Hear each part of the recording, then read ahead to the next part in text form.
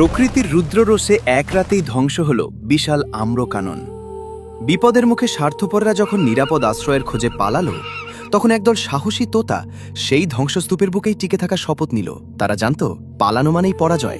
শুরু হলো তাদের সৃষ্টির লড়াই। কাদামাটি খুঁড়ে তারা পরম যত্নে রোপণ করল নতুন জীবনের বীজ। তাদের অদম্য ইচ্ছাশক্তির কাছে হার মানল ধ্বংস। কিছুদিন পরেই রুক্ষ মাটি ফুঁড়ে জেগে উঠল সবুজের সমারোহ। কিন্তু প্রকৃতি তাদের পরীক্ষা নিতে ছাড়ল না। তীব্র খরায় যখন চারাগুলো মৃতপ্রায়, তখন তারা দমে গেল না। বহুদূর পথ পাড়ি দিয়ে বিন্দু বিন্দু জল এনে তারা বাঁচিয়ে তুলল প্রতিটি প্রাণ। আকাশ জুড়ে তাদের এই সম্মিলিত প্রচেষ্টা যেন এক মহাকাব্যিক জীবনযুদ্ধ। সময়ের পরিক্রমায় তাদের ঘাম আর ত্যাগের গল্প লেখা হলো সবুজের পাতায়।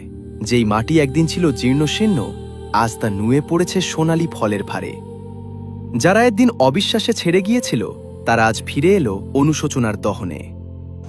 কিন্তু বিজয়ীরা আজ প্রতিশোধ পরায়ণ নয়, তারা উদার। তারা বুঝিয়ে দিল, একতা আর পরিশ্রম থাকলে ধ্বংসস্তূপ থেকেও স্বর্গ গড়া সম্ভব। এমন হৃদয়স্পর্শী গল্প যদি আপনার ভালো লেগে থাকে, তবে একটি লাইক দিন এবং ফলো করে আমাদের এই সুন্দর পরিবারের সঙ্গী হন।